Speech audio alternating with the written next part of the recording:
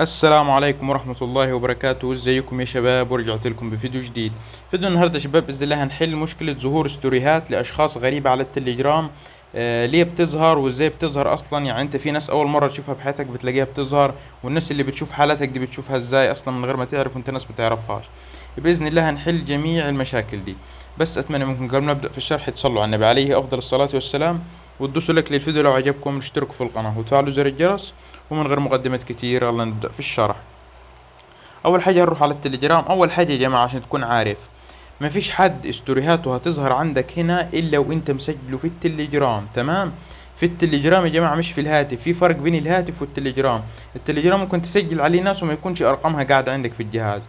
طيب ازاي تعرفهم؟ هتدوس على علامه القلم اللي تحت دي اللي هي رسائل دي يا جماعه. كل الناس اللي عندك هتشوف الاشخاص اللي انت ما تعرفهاش ومش عاوز الاستوريات بتاعتها تظهر، وهتحذفها، تحذف جهة الاتصال، لانك لو حظرتها برضو الستوري هتظهر لك. تمام؟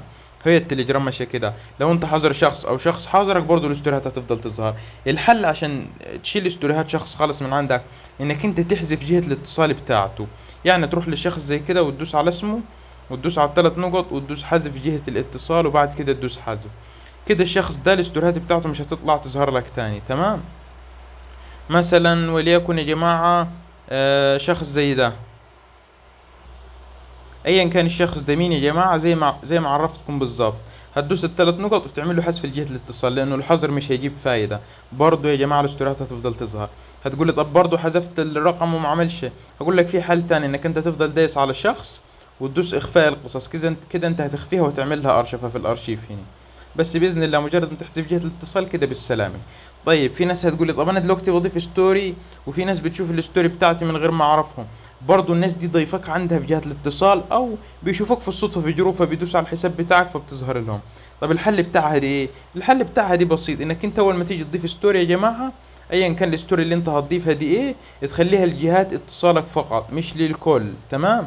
يعني انا مثلا هو هضيف ستوري قدامكم، مثلا وليكن انا هضيف الستوري دي وهدوس التالي. ما خليهاش للعامة ابدا يا جماعة، الجميع دي اي حد رايح جاي هيشوف الستوري بتاعتي. تعملها ايه؟ هتعملها جهة اتصالي، وتكون عارف هم دول جهة اتصالك، هم دول اللي هيشوفوا الستوري بتاعتك فقط لا غير. تمام؟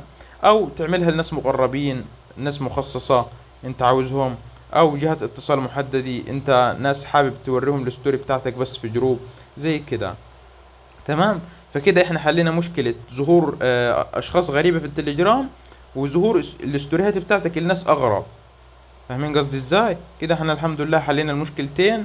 واي حد تواجه اي مشكلة في حوار الاستوريهات ده يا جماعة يتواصل معايا على حسابي اللي وريته لكم من شوية اللي هو ده، وانا باذن الله هحلها له. بس واشوفكم في فيديو جديد، والسلام عليكم ورحمة الله وبركاته.